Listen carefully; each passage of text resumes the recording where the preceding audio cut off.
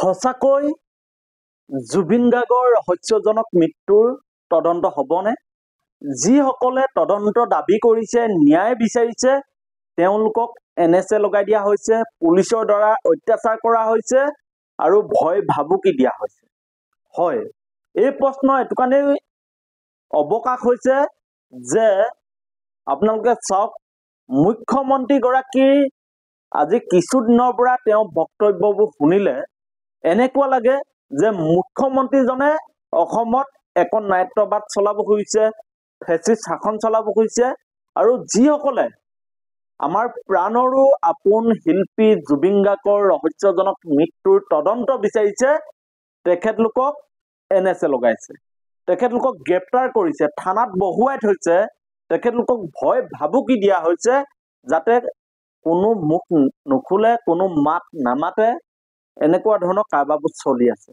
আপোনালোকে চাওক, এইগৰাকী অসমৰ মুখ্যমন্ত্ৰী ডক্টৰ হিমন্ত বিশ্ব শৰ্মা। অখিল গগৈক জীৱন কালত আমি কেতিয়াও জুবিন গাৰ্গৰ অনুৰাগী হিচাপে দেখা পোৱা নাছিলোঁ। কোনোবাই অখিল গগৈ কেতিয়াবা জুবিন গাৰ্গৰ গান ভাল পালোঁ বুলি টুইট কৰা ক'ৰবাত আছে নেকি কাৰোবাৰ লগত?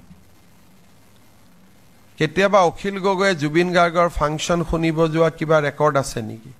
এইটোতো পলিটিক্স কৰি আছে। আৰু মৃত ব্যক্তিক লৈ ৰাজনীতি কৰা মানুহ হ'ল আটাইতকৈ নিকৃষ্ট ৰাজনীতিবিদ বুলি কোৱা হয়। তেওঁলোকে ভাবিছে ইয়াত ভোট আছে, কিন্তু ইয়াত উল্টা পৰিব, কাৰণ মানুহে কোনেও নিবিচাৰে যে এজন মৃত ব্যক্তিক লৈ ৰাজনীতি কৰাটো। এওঁ কৈছে এওঁ জীৱন কালত অখিল গগৈক জুবিনৰ অনুৰাগী হিচাপে তেওঁ দেখা নাই। অখিল গগৈয়ে না জুবিনৰ গান শুনিছে, না অখিল গগৈয়ে জুবিনৰ লগত সম্পৰ্ক ৰাখিছে। এনেধৰণৰ কিছু বক্তব্য তেওঁ দিবলৈ যত্ন কৰিছে। আপোনালোকে চাওক, মুখ্যমন্ত্ৰীগৰাকীয়ে জুবিন গাৰ্গক ন্যায় দিব লাগে নে অখিল গগৈ পিছত লাগি থাকিব লাগে? আজি অখিল গগৈ ডাঙৰীয়াই জুবিন গাৰ্গৰ শেষকৃত্য কৰি থকা সময়ত তেওঁ জুবিন গাৰ্গৰ কাষত গৈ সেৱা জনায়, তেওঁ জয় জুবিন দা, জয় জুবিন দা, জয় জুবিন দা বুলি 3বাৰ হাতৰ মুঠি দাঙি তেওঁ মৰমৰ শিল্পীগৰাকীক বিদায় দিছিল। আৰু সেই মুহূৰ্তক লৈও আপত্তি দেখাইছে আমাৰ মুখ্যমন্ত্ৰী ডক্টৰ হিমন্ত বিশ্ব শৰ্মা ডাঙৰীয়া।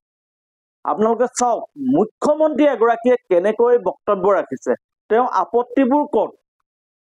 তেওঁ দায়িত্ব হ'ব লাগিছিল জুবিন গাৰ্গৰ ৰহস্যজনক মৃত্যুৰ প্ৰকৃত তদন্ত কৰি দোষীক গ্ৰেপ্তাৰ কৰি শাস্তি দিয়া।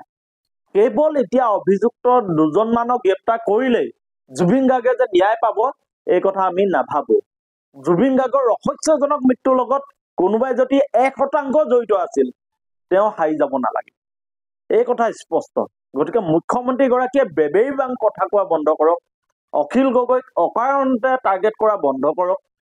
অখিল গগৈ ডাঙৰীয়া কেৱল জুবিন গাৰ্গৰ ৰহস্যজনক মৃত্যুৰ তদন্ত বিচাৰিছে, ন্যায় বিচাৰিছে। আনকি জুবিন গাৰ্গৰ পত্নী, ভগ্নী, তেখেতলোকেও এতিয়া জুবিন গাৰ্গৰ ন্যায় বিচাৰে সামাজিক মাধ্যমত জাষ্টিছ জুবিন গাৰ্গ লিখিবলগীয়া হৈছে। গতিকে কথাবোৰ, বিষয়বস্তুবোৰ গভীৰতালৈ যদি আমি যাওঁ, তেতিয়াহ'লে আমি সমগ্ৰ যি তদন্ত প্ৰক্ৰিয়া আছে ৰহস্য পাইছো। গতিকে আমি CBI তদন্ত দাবী কৰিছো। অখিল গগৈ ডাঙৰীয়াই CBI তদন্ত দাবী কৰিছে। আৰু এই কথাখিনিক লৈ আপত্তি দেখাবলৈ গৈ মুখ্যমন্ত্ৰীগৰাকীয়ে এনেধৰণৰ বেবেৰ বাং অদ্ভুত বক্তব্য দিয়া বন্ধ কৰক। আৰু আমি পুনৰ কৈছো যে অখিল গগৈ ডাঙৰীয়াৰ লগত জুবিন গাৰ্গৰ সম্পৰ্কৰ মধুৰ আছিল। কেইবাবাৰো জুবিন গাৰ্গে অৰ্কিড পাৰ্কত গৈছিল, অখিল গগৈৰ লগত সময় কটাইছিল। অখিল গগৈৰ চিন্তাৰ লগত বহু সময়ত জুবিন গাৰ্গৰ চিন্তা মিল আছে। তেওঁ নিজকে কমিউনিষ্ট বুলি স্বীকৃতি দিছিল, তেওঁ নিজকে সমাজবাদী বুলি স্বীকৃতি দিছিল, আৰু তেওঁ সমাজ ব্যৱস্থাটোৰ পৰিৱৰ্তনৰ কথা কৈছিল। গতিকে জুবিন গাৰ্গ ডাঙৰীয়াৰ যি আদৰ্শ, এই আদৰ্শৰ লগত মুখ্যমন্ত্ৰী ডাঙৰীয়াৰ আদৰ্শ অমিল আছে।